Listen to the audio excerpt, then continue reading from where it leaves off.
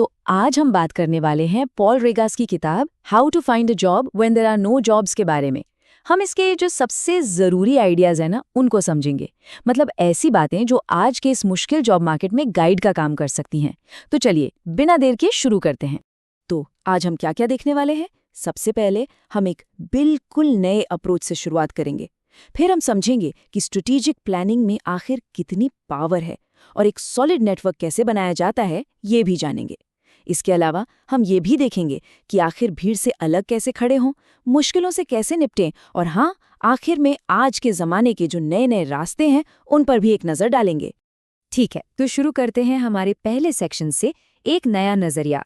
यहाँ पर हम सबसे पहले ये समझने की कोशिश करेंगे कि जो लोग नौकरी ढूंढ रहे हैं उन्हें असल में किन किन बड़ी मुश्किलों से गुजरना पड़ता है और ये किताब उसका क्या सल्यूशन देती है। देखिए, जॉब मार्केट अक्सर बहुत टफ लगता है ना, खासकर तब जब इकोनॉमी डामाडोल हो, इंडस्ट्रीज में बड़े बड़े बदलाव आ रहे हों या फिर अचानक से नौकरी चली जाए। बहुत से लोग हैं जो एक निराशा के साइकिल में फंस जाते हैं। मतलब वो लगातार अप्लाई करते रहते हैं पर मौके ही नहीं मिलते।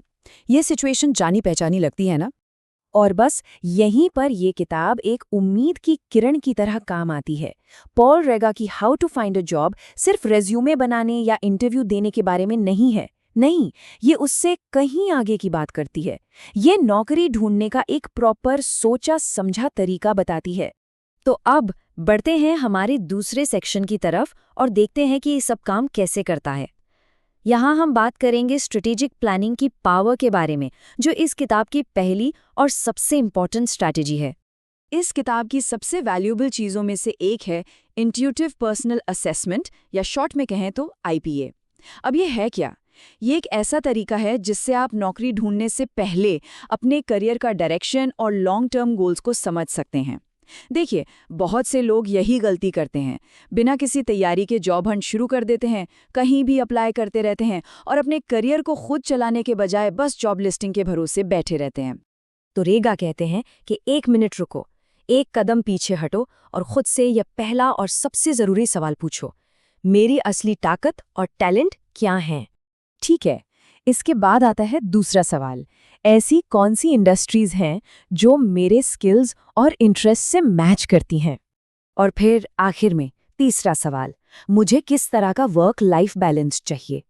जब आप इस प्रोसेस से गुजरते हैं ना, तो आप बस यूं ही किसी भी मौके के पीछे नहीं भागते, बल्कि एक पूरी स्ट्रैटेजी बनाते हैं। और इससे ये पक्का हो जाता है कि आपको ऐसा काम मिले जो आपके असली करियर गोल से मेल खाता हो। चलिए अब हमारे तीसरे सेक्शन पर चलते हैं, एक मजबूत नेटवर्क बनाना। यहाँ हम ये जानेंगे कि कैसे नेटवर्किंग नए मौके खोजने का सबसे बड़ा जरिया बन सकती है। देखिए, ज्यादातर लोग जो जॉब ढूंढ रहे होते हैं उनका सारा ध्यान सिर्फ ऑनलाइन एप्लीकेशंस पर होता है। लेकिन सच तो ये है कि बहुत सारी नौकरियां कभी पब्लिकली पोस्ट ही नहीं की जाती। वो तो बस रेफरल्स और नेटवर्किंग के जरिए ही भर दी जाती हैं। तो रेगा पर्सनल और प्रोफेशनल दोनों तरह के कनेक्शन बनाने और उन्हें यूज करने पर जोर देते हैं। किताब में कुछ प्रैक्टिकल तरीके भी बताए गए हैं, जैसे अपने नेटवर्क को सिर्फ अपने कलीग्स तक ही मत रखो, बल्कि इंडस्ट्री के बड़े लोगों, पुराने दोस्तों और प्रोफेशनल ग्रुप्स तक भी पहुंचो। लिंक्डइन पर अपनी एक मजबूत पहचान बनाओ ताकि आपकी प्रोफाइल आपकी एक्सपर्टाइज को अच्छे से दिखाए। और हाँ, सिर्फ इंतजार मत करो कि कोई आपकी एप्लीकेशन देखेगा, सीधे हायरिंग मैनेजर से कांटेक्ट करो। ठीक है, अब आते हैं हमारे चौथे सेक्शन पर। ये इस बारे में है कि इतने कॉम्पिटिटिव मार्केट में अपनी अलग पहचान कैसे बनाई जाए। मतलब ऐसा क्या करें कि आप लोगों को याद रह जाएं।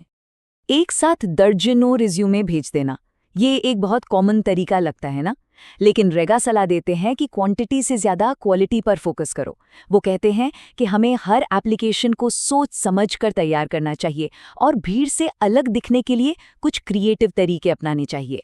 तो जो मेन टेक्निक्स उन्होंने बताई हैं उनमें शामिल हैं ऐसे दमदार रिज्यूमे और कवर लेटर बनाना जो हर कंपनी के लिए खास तौर पे तैयार किए गए हों। ये समझना कि रिक्रूटर्स और एजेंसीज के साथ मिलकर कैसे काम करना है, और सैलरी नेगोशिएशन में माहिर होना, मतलब अपनी वैल्यू जानना और पूरे कॉन्फिडेंस के साथ अपनी सैलरी पर बात करना। अब आते हैं सेक्शन 5 पर, जिसमें हम बात करेंगे रेजिलियंस और अडेप्टेबिलिटी की, मतलब लचीलापन।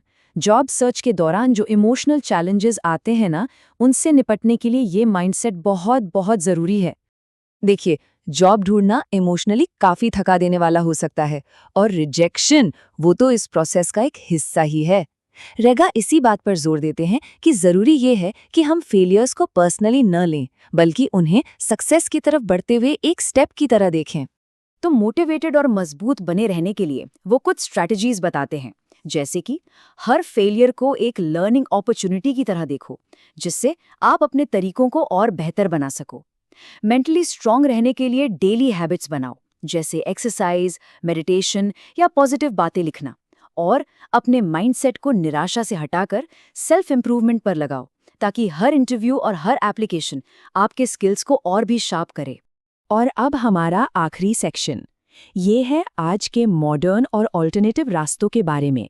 यहाँ हम किताब की सलाह पर बात करेंगे कि आज के टूल्स का इस्तेमाल कैसे करें और ट्रेडिशनल करियर के अलावा दूसरे ऑप्शंस पर भी कैसे सोचें। आज के डिजिटल ज़माने में सोशल मीडिया करियर बनाने में एक बहुत बड़ा रोल प्ले करता है। रेगा ने इसके लिए भी कुछ स्ट्रैटेजीज सुझाई हैं, जैसे अपने वर्क एक्सपीरियंस, स्किल्स और रिकमेंडेशंस के साथ एक अच्छी सी लिंक्डइन प्रोफाइल बनाओ। अपनी एक्सपर्टीज और आइडियाज दिखाने के लिए इंडस्ट्री के डिस्कशंस में पार्टिसिपेट करो, और अपनी फील्ड के प्रोफेशनल्स को फॉलो करने और उनसे इंटरैक्ट करने के लिए ट्विटर यूज करो, ताकि आप नए ट्रेंड्स और जॉब के मौकों के बारे में अपडेटेड रहो। जो लोग ट्रेडिशनल नौकरी पाने के लिए स्ट्रगल कर रहे हैं, उनके लिए रेगा दूसरे करियर ऑप्शंस भी सजेस्ट करते हैं, जैसे फ्रीलांसिंग, एंटरप्रेन्योरशिप या कॉन्ट्रैक्ट पर काम करना। इन नॉन ट्रेडिशनल रोल्स के कुछ फायदे भी हैं, जैसे काम के घंटों पर ज्यादा फ्लेक्सिबिलिटी और कंट्रोल मिलता है, तरह तरह के स्किल्स सीखने के मौके मिलते हैं, और सैलरी वाली जॉब्स के मुकाबले ज्यादा कमाई की भी पॉसिबिलिटी होती है। तो बॉटम लाइन ये है कि टेक्नोलॉजी और ग्लोबल ट्रेंड्स की वजह से एम्प्लॉयमेंट का पूरा सीन लगातार बदल रहा है। जॉब ढूंढने के पुराने तरीके अब शायद उतने काम के ना हों, और इसीलिए रेगा की स्ट्रैटेजीज आज के प्रोफेशनल्स के लिए और भी ज़्यादा ज़रूरी हो जाती हैं। और आखिर में बात यह है कि जो कोई भी अपने करियर के सफ़र में थोड़ा खोया हुआ सा महसूस कर रहा है, उसके लिए ये किताब सक्सेस का एक रोड मैप है। चाहे आप नौकरी बदल रहे हों या फिर लंबे समय के लिए अपने करियर को आगे बढ़ाना चाहते हों, रेगा की गाइडेंस एक प्रैक्टिकल, इंस्पायरिंग और आज के समय में बहुत ज़रूरी अप्रोच देती है।